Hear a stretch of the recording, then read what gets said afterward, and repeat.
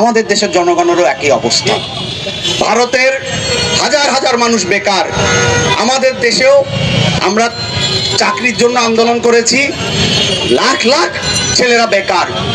দ্রব্যমূল্যের ঊর্ধ্বগতি সেটা রোধ হয় নাই, বেকারি দূর হয় নাই, আহতদের চিকিৎসা হয় নাই, বিচার কাজ সেটা ঠিকভাবে শুরু হয় নাই। তাহলে এত এত সমস্যা, তাহলে দুই দেশের জনগণের ক্ষুধা একই রকম রক্ত, ওই হিন্দুর রক্ত মুসলমানের রক্ত একই রকম, রক্ত লাল। মৌলানা ভাষা ছিলেন যে হিন্দুর ক্ষুধা, বৌদ্ধের ক্ষুধা, খ্রিস্টানের ক্ষুধা একই। আর যে জালেম সে হিন্দু হোক, মুসলমান হোক, খ্রিস্টান হোক, সাদা চামড়ার হোক আর কালো চামড়ার হোক, সে জালেম। ফলে মজলুম এবং জালেমের কোনো ধর্ম নাই, মজলুম আর হচ্ছে জালেম। তাহলে আজকে এই বাংলাদেশে একটা জালেম সরকার, যারা গত 50 বছর ধরে ওই যে একটা ফ্যাসিবাদী শাসনের যে ভিত্তি তৈরি হয়েছিল তার চূড়ান্ত রূপে হাসিনার আবির্ভাব আমরা দেখেছি।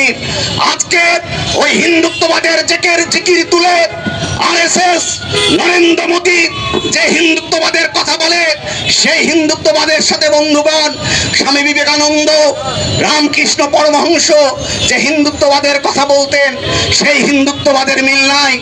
নরেন্দ্র মোদীর হিন্দুত্ববাদের সাথে রামকৃষ্ণ পরমহংসদের হিন্দুত্ববাদের মিল নাই।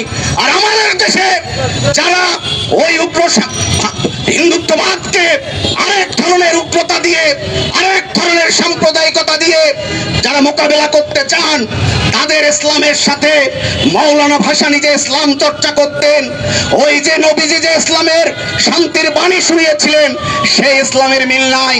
ফলে শোষিত জনগণ, সে আমেরিকার হোক, সে ব্রিটেনের হোক, সে বাংলার হোক, সে ভারতের হোক, সমস্ত ক্ষুধার্ত মানুষের ক্ষুধা একই রকম।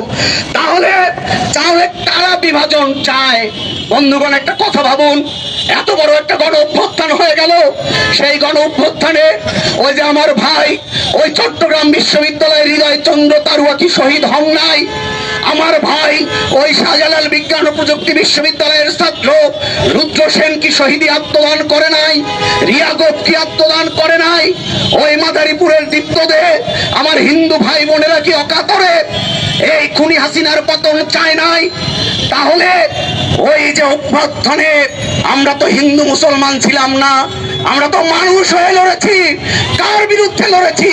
ওই হাসিনার যে জুলুম, ভোট নেই, খাবার